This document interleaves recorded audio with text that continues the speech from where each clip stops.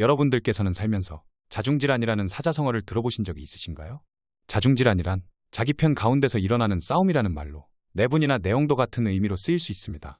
그런데 대한민국 축구 대표팀에도 이같이 상황이 펼쳐지고 있어 눈길을 끌고 있습니다. 영국 데일리 메일은 2023 아시아 축구연맹 아시안컵 준결승 요르단전 전날 손흥민이 동료들과 말다툼 끝에 손가락이 탈구됐다고 보도했습니다.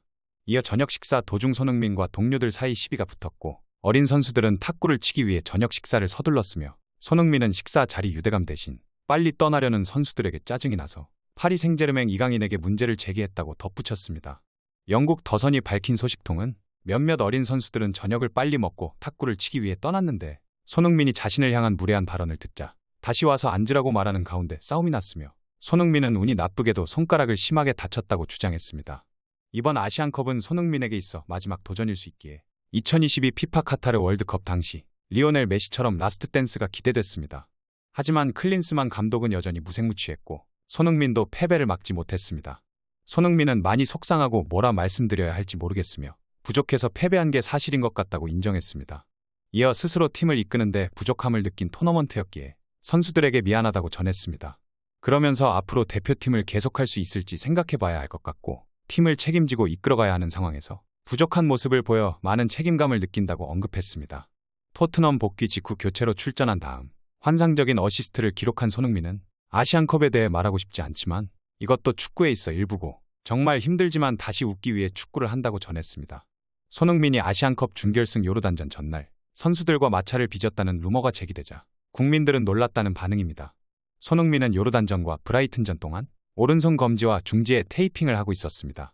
더선에서 시작된 클린스만호 관련 루머는 이제 영국까지 퍼졌습니다. 상황이 이렇게 되자 손흥민이 다퉜다는 소식을 대한축구협회에서 빠르게 인정했습니다. 하지만 이는 시선을 분산을 시키고 책임 회피를 하려는 의도가 아니냐는 의견이 나오고 있습니다. 위르겐 클린스만 감독 사퇴설과 정몽규 회장에 대한 비난의 목소리가 부담스러운 축구협회는 선수들을 보호하기보다는 재빠르게 외신 보도에 관한 사실을 전했습니다. 대한축구협회는 캡틴 손흥민이 카타르 아시안컵 4강을 앞두고 동료들과 다투다 손가락이 골절된 사실을 재빠르게 전했습니다. 축구협회 측은 더선의 보도가 나온 뒤 곧바로 인정했습니다. 협회 관계자는 대회 기간 중 일부 선수들 사이에서 다툼이 있었던 것은 사실이며 탁구장에서 마찰이 있었고 주먹 다툼 수준의 충돌까지는 아니었다고 전했습니다. 이어 손흥민이 선수를 뿌리치는 과정에서 손가락 부상을 당한 것이라고 설명했습니다. 영국 매체가 전한 아시안컵 기간 선수단 내 출동에 대해 빠르게 인정한 셈입니다. 64년 만에 아시안컵 우승에 도전한 클린스만호는 요르단과의 4강전에서 최악의 부진 끝에 완패에 무릎을 꿇었습니다. 무전술 논란과 돌연 미국행으로 인해 클린스만 감독에 대한 경질의 목소리는 어느 때보다 높습니다. 정몽규 회장이 임원 회의에도 노쇼를 하며 책임을 회피하려 하자 축구 팬들의 분노는 치솟고 있습니다. 이런 상황에서 축구협회는 팀의 분위기까지 좋지 못했다는 의혹을 어느 때보다 빠르게 인정했습니다. 그렇기에 일부 축구 팬들 사이에서는 비난의 시선을 선수들에게 돌리려 하는 것 아니냐는 의구심이 나오고 있습니다. 한편 사건의 중심에 서 있는 이강인은 손흥민과의 다툼을 인정했습니다. 이강인은 개인 SNS를 통해 아시안컵 4강을 앞두고 손흥민 형과 언쟁을 벌였다는 기사가 보도되었는데 언제나 대표팀을 응원해주시는 축구 팬들께 큰 실망을 끼쳐드려 정말 죄송하다고 전했습니다.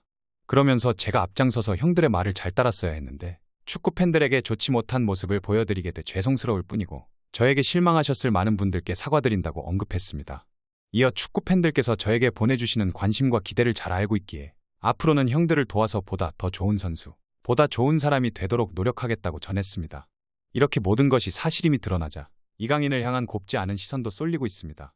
이강인 개인 인스타그램 계정에는 뿔난 팬들의 성토가 이어지고 있습니다.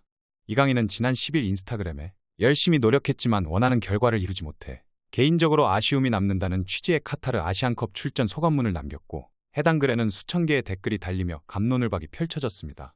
손흥민을 비롯한 고참 선수들과 이강인 등의 어린 선수들의 마찰이 수면 위로 불겨졌고 한국과 요르단 카타르 아시안컵 준결승전 전날 몸싸움까지 벌어져 손흥민이 손가락 탈구 부상까지 입었다는 사실은 팬들에게 충격이었습니다.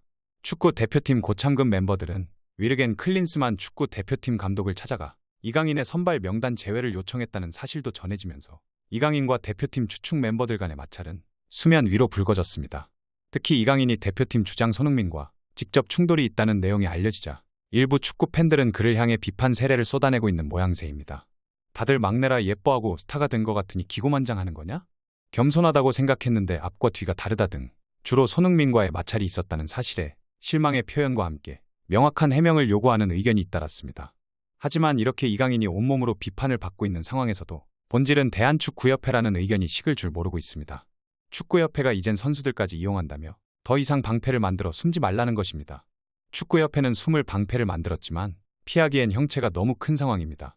대한축구협회는 총체적 난국인데 2022 카타르 월드컵에서 16강 진출이란 성과를 거두고 강팀을 상대로 우리가 4년간 준비한 축구를 할 수 있다고 보여준 대한민국은 위르겐 클린스만 감독 부임 시점을 기점으로 무너졌습니다. 그 전부터 전력강화위원회가 사실상 유명무실해지면서 감시와 평가할 곳이 없어지는 등의 문제가 있던 게 본격적으로 터졌습니다. 회장이 강력 주장한 클린스만 감독은 매번 문제를 일으켰습니다. 외유 논란과 K리그 외면, 그리고 이어지는 무력한 경기력으로 비난을 받았습니다. 불통 논란과 미디어를 가려 인터뷰를 하는 등 촌극이 이어졌습니다. 클린스만 감독이 연승을 하면서 문제가 가려지는 듯했지만 외유 논란은 계속됐고 비판 여론은 이어졌습니다. 클린스만 감독 외 기습 사면 문제까지 불거지면서 협회 내부 행정에 대한 의구심이 강하게 피어올랐습니다.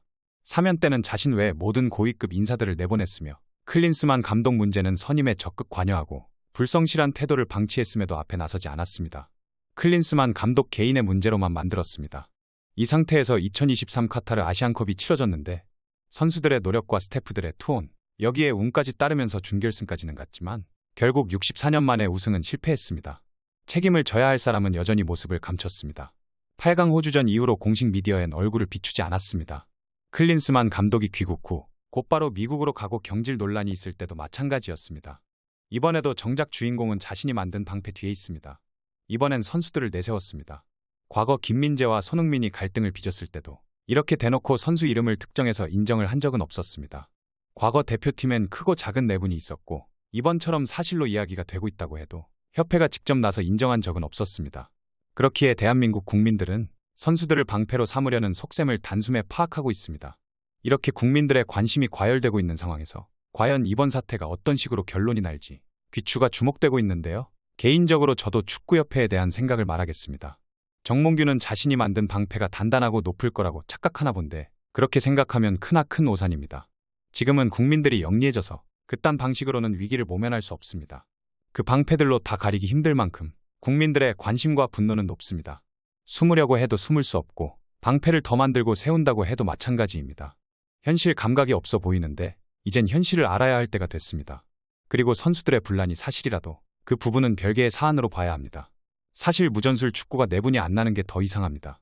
감독이 관리도 못한다는 걸 인정한 셈이기에 이참에 모두 바꿔야 합니다. 언제나 위에 있는 사람들은 이런 식으로 위기를 모면해왔습니다. 하지만 지금은 국민들도 바보가 아닙니다. 더 이상 국민들의 시선을 돌려 자신의 권력을 유지하려는 바보 같은 짓은 그만두길 바랍니다. 그리고 이강인 선수는 이번 기회에 손흥민 아버지에게 정신교육을 받고 반성하시길 바랍니다. 어린 나이에 실수할 수도 있지만 앞으로는 바뀌지 않으면 안 됩니다. 죽을 죄를 지은 것은 아니기에 처절하게 반성하고 앞으로는 새 사람으로 거듭나길 응원하겠습니다. 오늘 전해드릴 소식은 여기까지입니다. 페페TV 시청자 여러분은 어떻게 생각하세요? 페페TV는 여러분의 생각이 궁금합니다. 댓글로 여러분의 생각을 남겨주세요. 여러분 행복한 일은 매일 있습니다. 아무도 당신에게 상처 줄 자격이 없습니다. 다른 사람들이 아무렇게나 던지는 말에 상처받지 말고 오늘도 세상에서 가장 소중한 당신에게 잘해주기로 약속해요.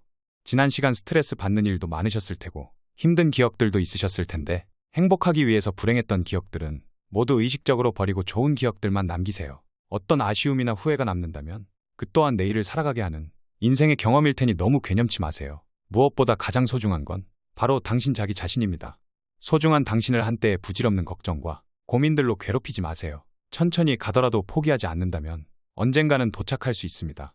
어떤 속도로 걷던지 하물며 잠시 멈추더라도 항상 행복하기를, 가장 당신답게 살기를 응원하겠습니다.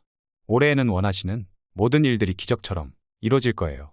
2024년에는 더 많이 웃고 더 적게 울며 문득문득 행복하시기를 바라겠습니다. 가장 큰 성공은 행복한 당신입니다. 그럼 다음 영상에서 봬요. 감사합니다.